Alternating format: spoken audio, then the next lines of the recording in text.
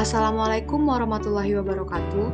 Halo Sobat Ika, kembali lagi di Himas Katun, Himaska Tutor Online. Bersama saya, Femi Aisyah Ramasari. Saya akan membahas soal kuis pada materi analisis regresi nonlinear kuadratik pada video sebelumnya. Di sini terdapat data mengenai dosis obat dan kadar kreatin. Untuk data di samping, tentukan nilai A, B, dan C. Yaitu sama dengan A ditambah BX ditambah CX kuadrat. Untuk menjawabnya, terlebih dahulu kita harus membuat grafik. Di sini terlihat bahwa di grafik ini membentuk kurva. Nilai X merupakan dosis obat, Y merupakan kadar kreatin.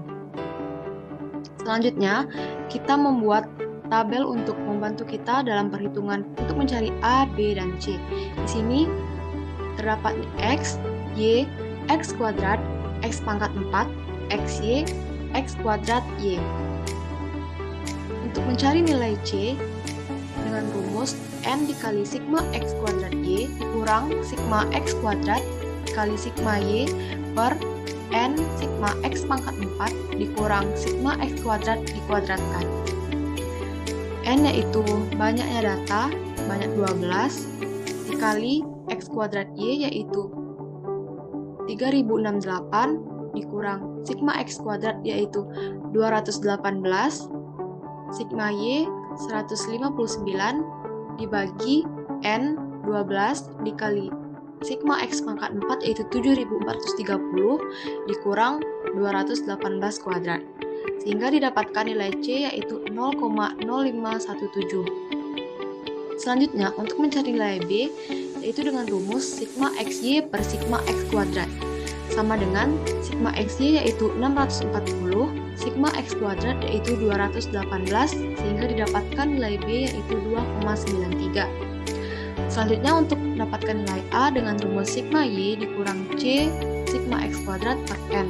Sigma Y yaitu 159 dikurang nilai C yang didapat sebelumnya yaitu 0,0517 dikali sigma X kuadrat yaitu 44 dibagi N yaitu 12 sama dengan 12,31 sehingga didapatkan hasil A sama dengan 12,31, B sama dengan 2,93, C sama dengan 0,0517 sehingga Y topi sama dengan 12,31 ditambah 2,93X ditambah 0,0517X kuadrat. Sekian jawaban dari kuis materi analisis regresi nonlinear kuadratik.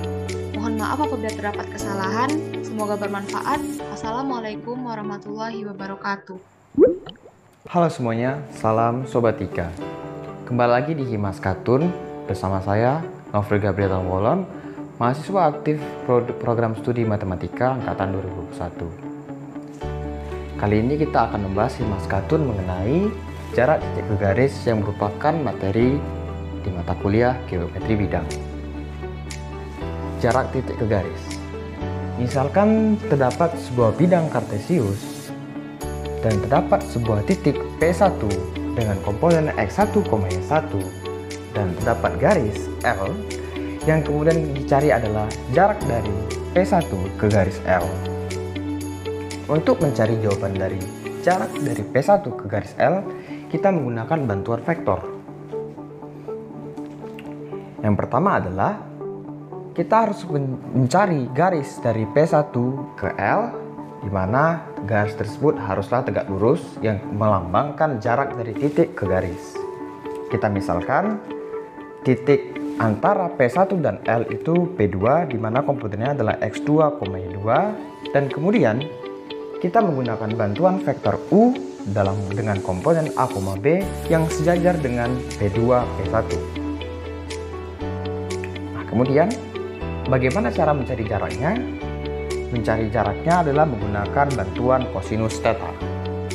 Ingat kembali, jika terdapat sudut yang diapit oleh dua buah vektor U dan V, rumusnya adalah dot produk dari U dot V dibagi dengan panjang vektor U dan panjang vektor V. Kemudian, berapa theta dari sudut ini?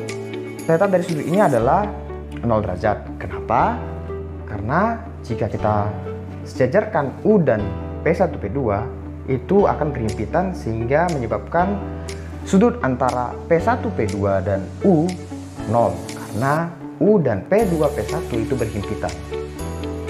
Kemudian kita representasikan atau wakilkan V sama dengan P2, P1. Jadi ini kita buat V, ini kita buat U, V, U, di mana V itu kita buat P2, P1 dan U itu dengan komponen A, B.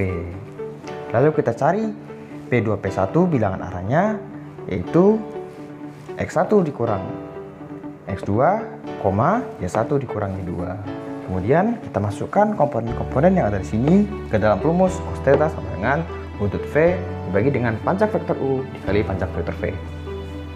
Kemudian inilah hasilnya, yaitu cos theta yang dimana theta adalah 0, cos 0 sama dengan U adalah A, B dot bilangan X1 kurang X2, Y1 kurang Y2. Kemudian kita cari hasil dari dot produk kedua vektor ini, yaitu A dikali X1 kurang X2, hasilnya ini A dikali X1 kurang X2, kemudian B tambah B dikali Y1 kurang Y2. Nah, kemudian kita evaluasi hasil dari cos 0. Cos 0 itu adalah 1 dan panjang vektor A adalah akar dari A kuadrat tambah B kuadrat. Kemudian dikalikan dengan V. V-nya adalah bilangan arah P2, P1. Panjang bilangan arah P2, P1 inilah yang akan dicari untuk mendapatkan jarak titik ke garis. Oleh karena itu, P2, P1 kita pindahkan ke ruas kiri.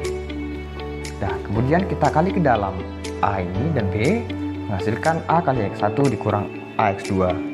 Kemudian ditambah lagi dengan ini, kali ke dalam lagi, tambah B Y1 dikurang B Y2. Kemudian dibagi dengan A, akar dari A kuadrat tambah B kuadrat. Lalu kita ingat kembali, garis L itu dilalui oleh sebuah titik P2, X2, Y2. Sedangkan rumus persamaan garis pada umumnya adalah AX tambah BX tambah C. Dikarenakan konteksnya adalah P2, X2, Y2, makanya X-nya berubah jadi X2.